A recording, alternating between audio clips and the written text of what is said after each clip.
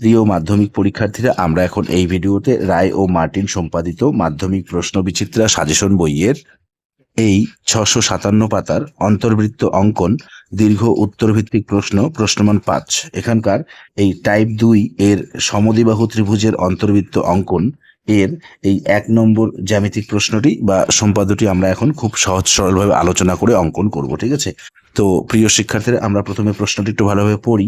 প্রশ্ন এখানে আমাদের দেওয়া রয়েছে, একটি সমদ্বিবাহু ত্রিভুজ অঙ্কন করো যার ভূমির দৈর্ঘ্য 5 সেমি এবং সমান বাহুদ্বয়ের প্রত্যেকটির দৈর্ঘ্য 6 সেমি। ওই ত্রিভুজটির অন্তর্বৃত্ত অঙ্কন করো, শুধুমাত্র অঙ্কন চিহ্ন দিতে হবে। ঠিক আছে, আমাদের এখানে প্রথমে একটি সমদ্বিবাহু ত্রিভুজ অঙ্কন করতে বলা হয়েছে, যেই ত্রিভুজটির ভূমির দৈর্ঘ্য দেওয়া রয়েছে 5 সেমি এবং সমান বাহু দুটির দৈর্ঘ্য দেওয়া রয়েছে 6 সেমি। আমাদের প্রথমে ত্রিভুজ অঙ্কন করতে বলা হয়েছে, তারপর সেই ত্রিভুজের আমাদের অন্তর্বৃত্ত অঙ্কন করতে বলা হয়েছে। ঠিক আছে, আমাদের শুধুমাত্র অঙ্কন চিহ্ন দিতে বলা হয়েছে। আর এখানে লিখে দেওয়া রয়েছে এই যে পর্ষদ প্রদত্ত প্রশ্ন, মানে এই প্রশ্নটি এই যে 2025 সালের মাধ্যমিক পরীক্ষার জন্য গুরুত্বপূর্ণ। ঠিক আছে, তো প্রিয় শিক্ষার্থীরা, আমরা খুবই সহজ সরলভাবে আলোচনা করে অঙ্কন করব। তোমরা মনোযোগ সহকারে দেখো, অবশ্যই তোমরা খুব ভালোভাবে বুঝতে পারবে। তো প্রিয় শিক্ষার্থীরা, আমরা প্রথমে প্রশ্নে দেওয়া পরিমাপ দুটি নেই। প্রথম পরিমাপটি হচ্ছে 5 সেমি, যেটি হচ্ছে ত্রিভুজটির ভূমি। দেখো, এই যে শূন্যের বড় দাগ, এটি হচ্ছে মূল বিন্দু, এখান থেকে হিসাব শুরু হয়।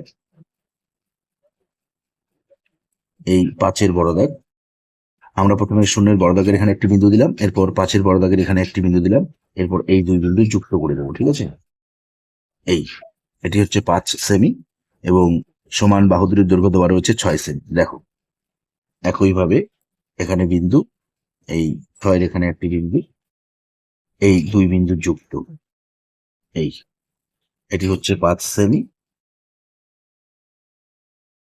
এটি 6 সেমি।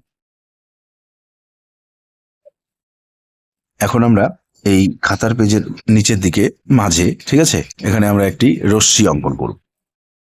রশ্মিটি আমরা অবশ্যই এই 5 সেমির থেকে বেশি নেব, কারণ 5 সেমিটি আমাদের প্রশ্নে বলে দেওয়া রয়েছে ভূমির দৈর্ঘ্য। ঠিক আছে, দেখো, এই আমরা প্রায় 9 সেমির মতো নিলাম। ঠিক আছে, এই রশ্মির বাঁ দিকে এখানে বিন্দু করে নাম দেবো আমরা বি, দিকে রশ্মির চিহ্ন, বিন্দু করে নাম দেবো এক্স।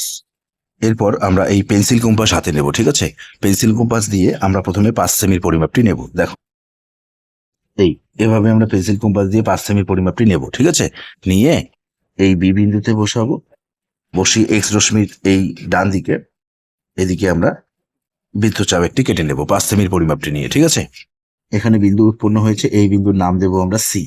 এখন আমরা পেন্সিল কম্পাস দিয়ে 6 সেমির পরিমাপটি নেব।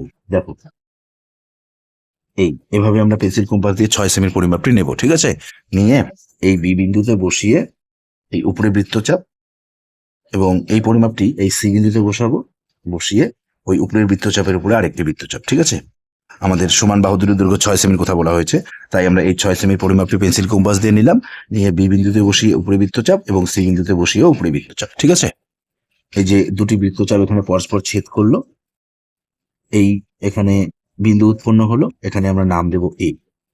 এখন আমরা স্কেল দ্বারা এই এ আর বি প্রথমে যুক্ত করে দেই, এই একইভাবে আমরা এ আর সিও যুক্ত করে দিই। ঠিক আছে, এই তো প্রিয় শিক্ষার্থীরা, আমরা এই যে এ বি সি সমদ্বিবাহু ত্রিভুজটি অঙ্কন করলাম, যার ভূমির দৈর্ঘ্য হচ্ছে 5 সেমি এবং সমান বাহু দুটির দৈর্ঘ্য হচ্ছে 6 সেমি করে। ঠিক আছে, এখন আমরা এই ত্রিভুজের অন্তর্বৃত্ত অঙ্কন করব।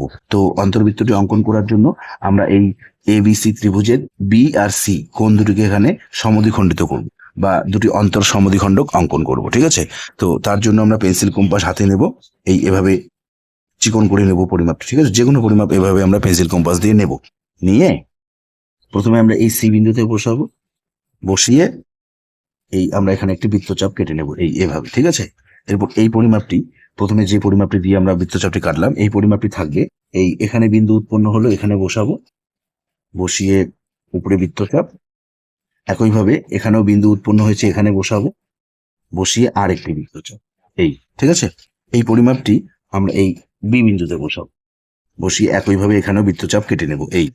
এরপর এখানে বসাবো, বসিয়ে এখানে আরেকটি বৃত্তচাপ, এরপর এই যে এখানে বসাবো, এখানে বিন্দু উৎপন্ন হয়েছে, বসিয়ে এই আরেকটি বৃত্তচাপ। ঠিক আছে, এই যে এদিক থেকে এই যে এখানে বিন্দু উৎপন্ন হলো এবং বি থেকে এই যে এখানে, এখন আমরা এই সি বিন্দু আর এই বিন্দু, এই দুটি বিন্দু যুক্ত করে আমরা এদিকে একটি অন্তর সমদ্বিখণ্ডক অঙ্কন করব সি বিন্দু থেকে। ঠিক আছে, দেখো এই একইভাবে বি বিন্দু থেকে এদিকে আমরা আরেকটি অন্তর সমদ্বিখণ্ডক পাবো।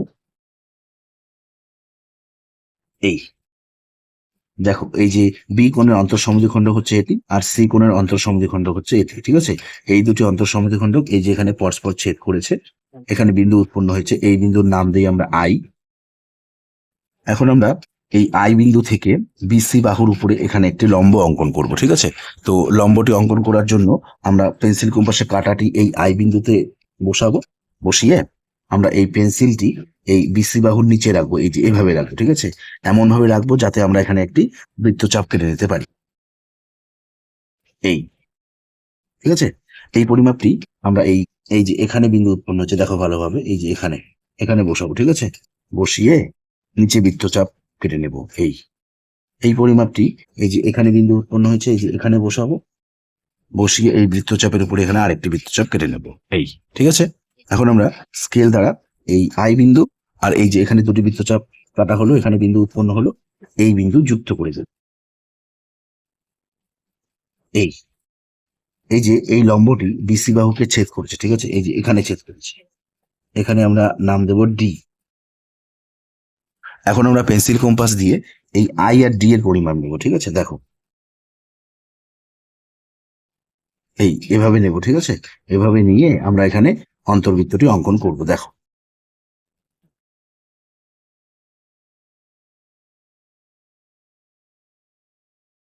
এই তো প্রিয় শিক্ষার্থীরা, আমরা এই যে এ বি সি ত্রিভুজের অন্তর্বৃত্তটি অঙ্কন করলাম। ঠিক আছে, এই চিত্রটি বা সম্পাদ্যটি আমরা পরীক্ষার খাতায় অঙ্কন করব। অঙ্কন করার পর আমরা চিত্রটির নিচে একটি লাইন সাজিয়ে লিখব। দেখো, সুতরাং এ বি সি সমদ্বিবাহু ত্রিভুজের অন্তর্বৃত্ত অঙ্কন করা হলো, যার অন্তর্ব্যাসার্ধ আইডি হচ্ছে অন্তর্ব্যাসার্ধ আই ডি সমান, আইডির পরিমাপ আমরা স্কেল দ্বারা মেপে নেব 1.12345 1.6 সেমি প্রায়। তো প্রিয় শিক্ষার্থীরা, নিশ্চয়ই তোমরা এই জ্যামিতিক চিত্রটি বা সম্পাদ্যটি অঙ্কন করার পদ্ধতিটি ভালোভাবে বুঝতে পেরেছো। তো এই ভিডিওতে এ পর্যন্ত, ধন্যবাদ।